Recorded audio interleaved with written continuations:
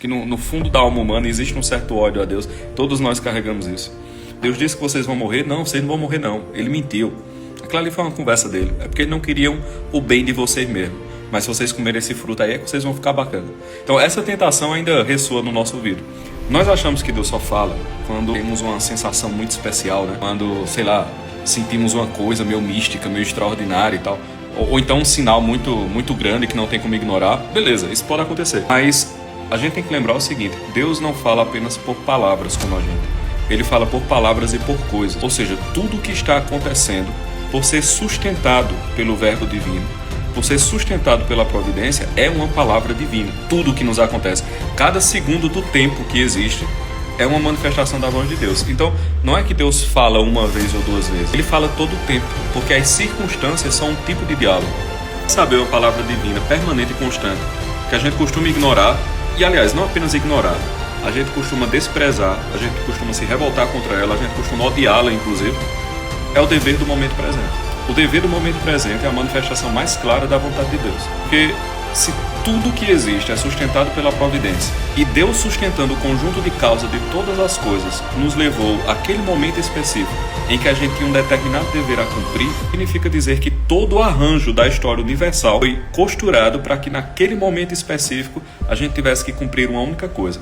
O problema é que às vezes essa coisa que nós temos que fazer, ela repugna um pouco os sentidos, ela nos revolta um pouco. Às vezes a gente tem nojo dessa atividade, a gente tem um despeito, um desprezo, uma raiva. Essa atividade às vezes é absurda, incompreensível a nós, às vezes nos fere um pouco emocionalmente, enfim. A gente tem uma resistência ao dever do momento presente. O que acontece?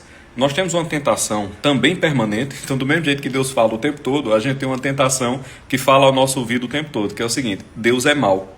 Ele mentiu para vocês, que é a mesma tentação lá do jardim, né? Deus disse que vocês vão morrer. Não, vocês não vão morrer não. Ele mentiu. Aquilo ali foi uma conversa dele. É porque eles não queriam o bem de vocês mesmo. Mas se vocês comerem esse fruto aí, é que vocês vão ficar bacana.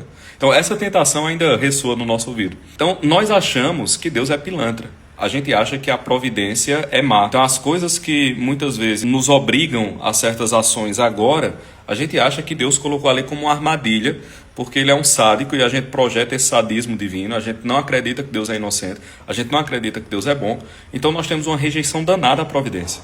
E realmente algumas coisas que nos são impostas pelas circunstâncias são incompreensíveis a nós, elas soam meio absurdas, então nós tendemos a culpar Deus por tudo isso. A consequência desse nosso desprezo a Deus, desse nosso ódio a Deus, que no fundo da alma humana existe um certo ódio a Deus, todos nós carregamos isso. Qual a consequência desse ódio a Deus? É que a gente despreza a providência.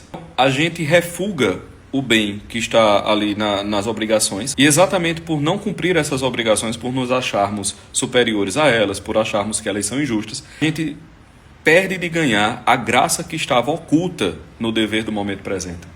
Porque Deus é bom. Então, se existe uma determinada obrigação do nosso estado de vida, é porque existe uma graça, existe um bem atrás daquela obrigação. Pode ser até que superficialmente aquela obrigação nos pareça realmente um sadismo divino, uma maldade divina. Mas é porque a maldade está no nosso coração e a gente projeta em Deus.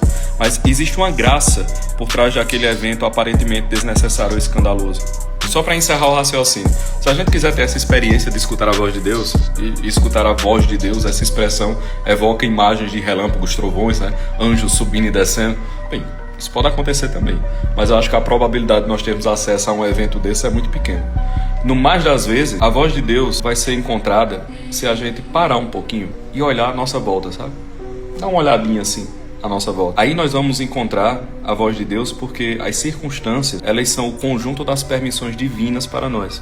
E as permissões divinas encarnadas no mundo são a voz de Deus materializada. Então as nossas circunstâncias são a materialização da voz divina. As obrigações que os deveres de Estado nos impõem, as obrigações que a nossa vocação nos impõe, elas são Deus falando.